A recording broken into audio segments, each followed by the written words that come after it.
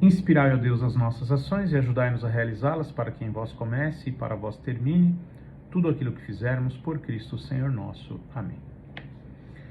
Dando início à conferência número 19 do livro A Igreja Católica, escrito pelo bispo húngaro Monsenhor Tihamér Todt, no início do século passado.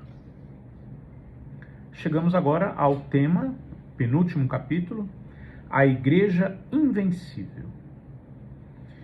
Então, vamos aqui relembrar alguns fatos acontecidos no decorrer da história da Igreja e por que podemos afirmar com tanta certeza, com tanta segurança, que a Igreja de Cristo é invencível.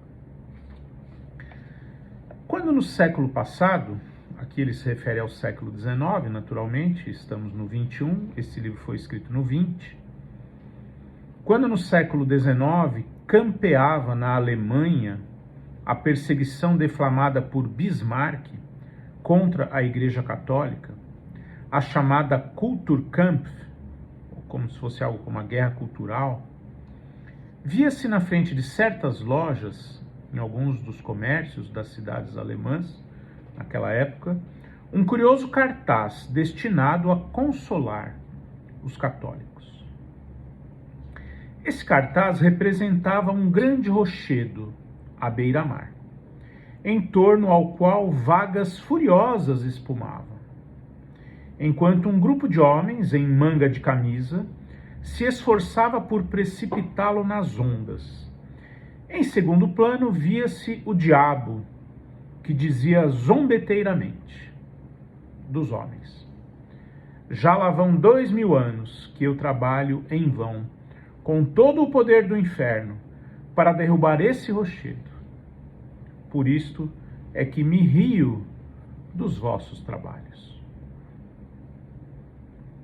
Em verdade, meus irmãos, quem conhece as perseguições que a Igreja de Cristo tem tido de suportar há 19 e 20 séculos, como recordamos na instrução anterior, dará razão a essa curiosa imagem.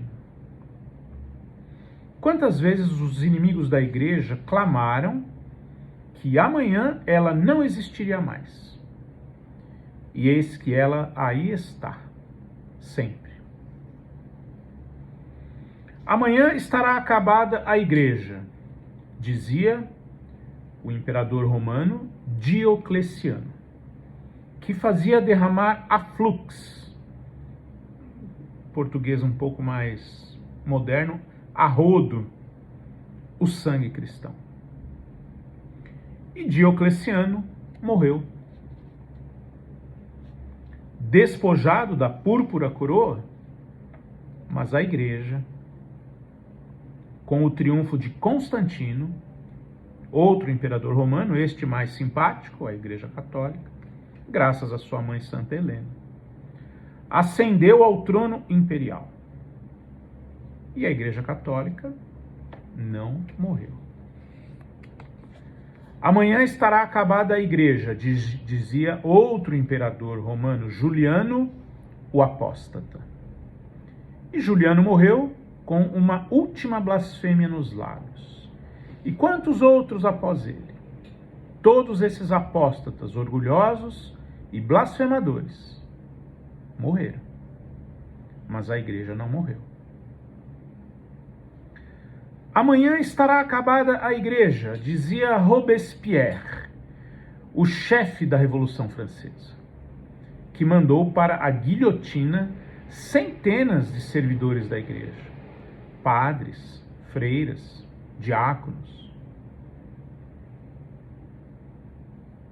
E em breve, ele próprio teve de subir à guilhotina, e a sua cabeça caiu no cesto.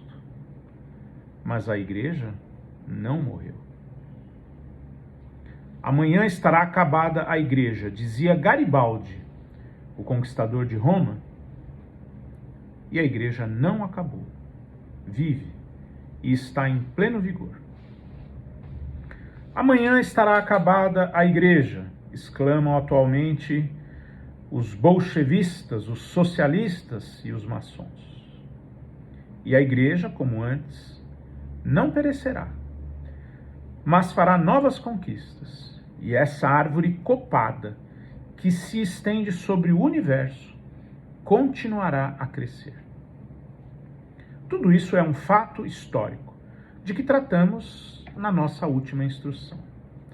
Agora, Monsenhor Tihamer desejaria resolver esse problema singular e tirar as consequências que dele decorrem. Em primeiro lugar, por que é que a Igreja é invencível? E em segundo, que consequências podemos tirar disso ou do fato de a Igreja ser invencível? Nas palavras do seu fundador. Certamente vale a pena consagrarmos esta instrução à solução dessas duas questões. Vamos considerar aqui a primeira apenas. Por que é que a Igreja é invencível? É naturalíssimo que a maravilhosa força vital da Igreja, que tem triunfado de todas as perseguições, reclame uma explicação. Antes de tudo, cumpre notar bem que seria uma explicação absolutamente frívola ou fútil, superficial. O procurarmos a solução desse mistério nos meios exteriores, nas riquezas ou na complacência demonstrada em questões de princípios. Tem havido quem procurasse nessa trilha a explicação, mas aí nunca ela poderá ser achada. Uma instituição terrena não pode, evidentemente, atingir a sua finalidade sem meios terrenos. Fez-se, pois, mister que a Igreja se servisse da riqueza como de um meio terreno. Os bens terrestres não são somente meios que facilitam um fim, mas também um perigo. Para os particulares e também para a Igreja. Se a Igreja dispôs de grandes bens no passado, isso não favoreceu apenas a sua tarefa, mas talvez tenha sido também o maior perigo com que ela teve de lutar. A riqueza terrestre é um terreno muito propício ao desenvolvimento dos sentimentos rasteiros e mesquinhos, e quem conhece a história da Igreja considera, com o coração cheio de amargura, os ferimentos que a Igreja recebeu muitíssimas vezes por causa das suas riquezas terrestres. O certo é, pois, dizer que a Igreja subsiste, não por causa das suas riquezas, mas apesar das suas riquezas. Cumpre então buscar noutra parte a razão da força da Igreja. Talvez no fato de afagar a natureza humana corrompida, de ser complacente e indulgente para com esta natureza humana? Será que é aí? Não sei quem ousaria sustentar semelhante asserção ou afirmação. Realmente, quem é que não conhece as renúncias rigorosas, a severidade moral incompatível com qualquer conchavo ou acordo, os numerosos sacrifícios, a retidão de consciência, que a religião católica sempre exigiu e exige ainda hoje de cada um dos seus membros? Atitude que legitima essa reputação de que a religião católica é a religião mais severa, mais difícil de ser seguida. Realmente é assim. Não há religião que ouse intervir tanto nos negócios mais íntimos dos homens, nos seus planos, nos seus projetos, na sua vida doméstica, nos seus pensamentos, no seu alimento, nas suas distrações.